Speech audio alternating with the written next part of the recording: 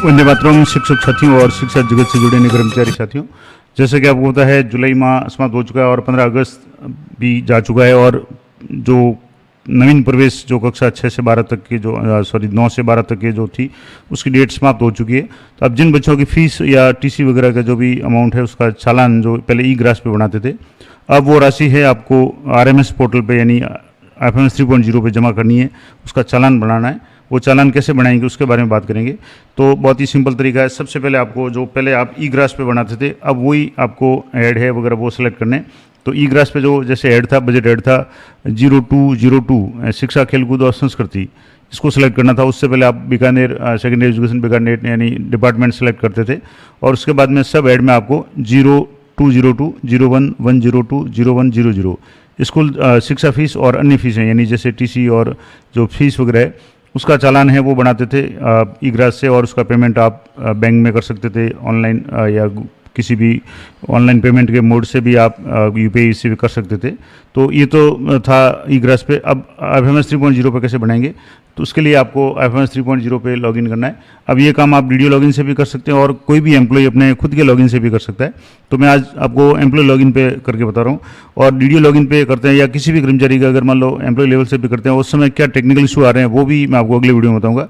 कई बार कर रहे हैं लेकिन उसमें मोबाइल नंबर का एरर आ रहा है या पैन कार्ड का एरर आ रहा है, तो वो कैसे दूर करेंगे मैं आपको पूरा लाइव बताऊंगा।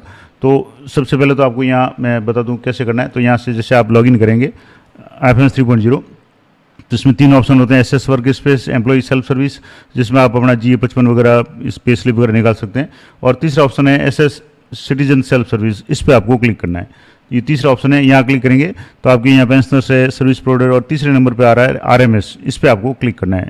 RMS पे क्लिक करेंगे तो यहाँ आपके सामने अलग अलग ऑप्शंस आएंगे। पहला है कंप्लीट रजिस्ट्रेशन, दूसरा है पे चालान, ये 2 ऑप्शन है। उसके बाद में रिफंड रिक्वेस्ट और ट्रैक ट्रांजेक्शंस। अब आपको सबसे पहला काम करना है अपना रजिस्ट्रेशन कंप्लीट करना है। अब मान लो सीधा अगर आप चालान बनाएंगे तो आपके एरर आएगा, तो सबसे पहले आप अपना रजिस्ट्रेशन पे कंप्लीट करके इस रजिस्ट्रेशन को कंप्लीट करना है। यहाँ से जैसे आप रजिस्ट्रेशन के मेरे यहाँ से जैसे ये प्रोफाइल है, अब इस पर 100% कंप्लीट बता रहा है। अगर आपके यहाँ प्रोफाइल कंप्लीट नहीं बता रहा है, यहाँ जैसे आप देखेंगे तो प्रोफाइल कंप्लीटेड 100%, अगर ये 100% नहीं आ रहा है इसका मतलब आपको अपना प्रोफाइल है वो अपडेट करना है। अब प्रोफाइल में आपको क्या करना है, SSO ID ऑटोमेटिक आ जाएगी, नाम आ जाएगा, डेट ऑफ बर्थ आ जाएगी। यहाँ आपको अपने मोबाइल नंबर एंटर करने हैं, पैन नंबर यहाँ एंटर करने हैं, और आपका स्टेट है, डिस्ट्रिक्ट है और एड्रेस और पिन कोड करके इसको आपको अपडेट करना है। ये ऑलरेडी अपडेट है तो मैं इसको पहले अपडेट करूँगा, तो ये प्रोफाइल अपडेटेड सक्सेसफुली नहीं ऑलरेडी अपडेटेड है। अगर यहाँ अपडेट नहीं है तो आपको अपडेट करना है। और अपडेट में भी एक एरर आ रहा है मोबाइल नंबर वाला, वो मैं आपको बताऊँगा कैसे आएगा, वो अगले वीडियो में बताऊँगा। जिनकी भी समस्या आ रही है वो वीडियो जरूर देखें। अब यहाँ से ये जैसे आपका प्रोफाइल 100% हो गया, अब आपको अगला काम करना है पे चालान, यानी आपको चालान बढ़ाना है। तो पे चालान पे आपको क्लिक करना है।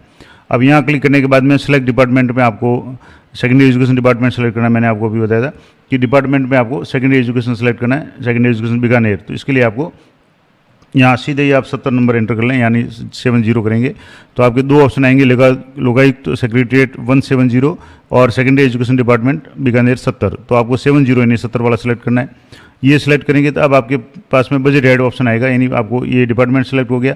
अब आपको बजट ऐड पे सेलेक्ट करना है। तो यहाँ से दूसरा जो बीच वाला ऑप्शन है, पहला है पर्पस, दूसरा बजट ऐड, तीसरा है सर्विस। तो आपको बजट ऐड पे यानी स्पेसिफिक किस ऐड में आप चालान बढ़ाना चाहते हैं वो आपको क्लिक करना है। तो बजट ऐड क्लिक करेंगे।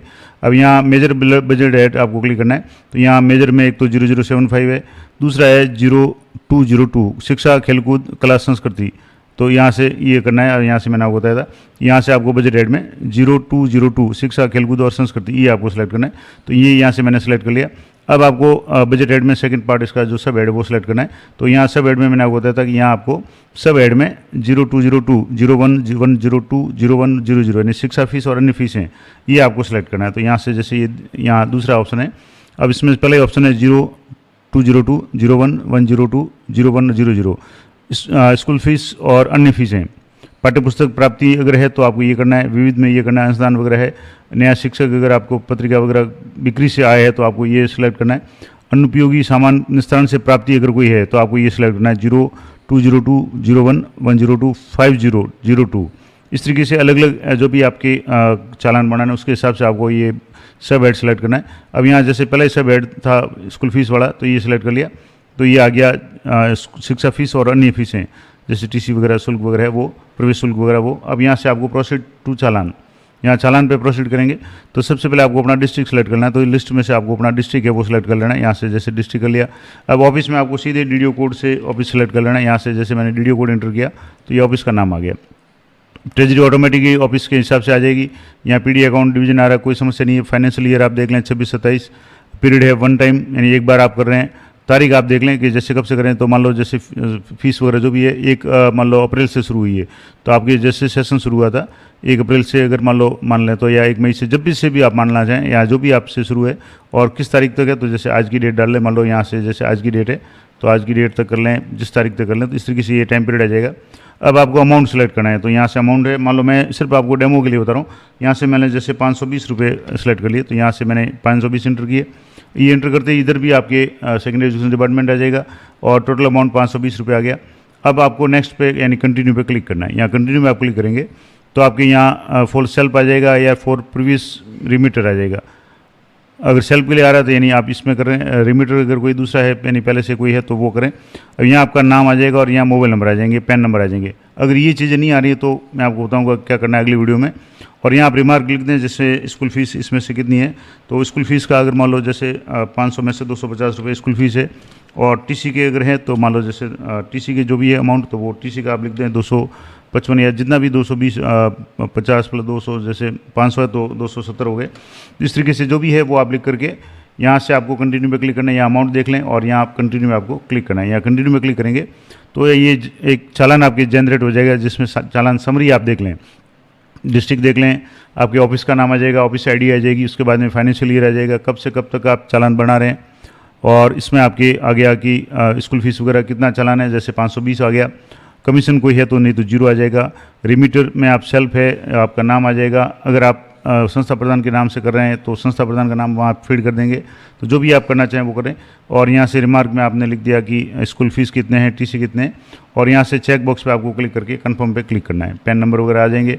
ये कंफर्म पे क्लिक करने के बाद में आपके सामने पेमेंट के अलग अलग ऑप्शंस आ रहे हैं, जिसमें आप नेफ्ट या आरटीजीएस से पेमेंट कर सकते हैं, यूपीआई से कर सकते हैं, नेट बैंकिंग जिसमें क्रेडिट कार्ड डेबिट कार्ड से कर सकते हैं पेमेंट गेटवे से, net banking through integrated bank से कर सकते हैं, और ओवर द काउंटर। अगर आप बैंक में जाकर के चालान बनाना चाहते हैं, यानी आप चालान जनरेट करें, उसका पीडीएफ प्रिंट करें और उसको बैंक में जाकर के अगर मैन्युअली जमा कराना चाहते हैं ऑफलाइन, तो आप ये सिलेक्ट कर सकते हैं। तो जो भी आप करना चाहें कर सकते हैं। मैं जैसे सिर्फ आपको डेमो बता रहा हूँ। यहाँ से मान लो जैसे यूपीआई पे क्लिक करके अगर आप बनाएंगे तो यहाँ से यूपीआई सेलेक्ट किया और कंटिन्यू में आपको क्लिक करना है। तो आपके सामने इस तरीके से यूपीआई के पेमेंट का ऑप्शन आ जाएगा, और जिसमें इस तरीके से आप अपना यूपीआई कोड डाल दें, या स्कैन अगर करना चाहें क्यूआर कोड, तो यहाँ शो क्यूआर कोड पर क्लिक करेंगे तो आपके क्यूआर कोड शो हो जाएगा। उस क्यूआर कोड को आप स्कैन करके सीधे ही चालान जनरेट कर सकते हैं। तो ये आ गया integrated financial management system with विभाग फाइनेंस डिपार्टमेंट राजस्थान का, ये क्यूआर कोड आ गया। इस पे जाकर के आप कर सकते हैं। तो ये अभी मैं सिर्फ आपको डेमो बता रहा हूँ, सिर्फ आपको पेमेंट का ऑप्शन बाकी रह गया, बाकी सारा प्रोसेस मैंने आपको लाइव बता दिया।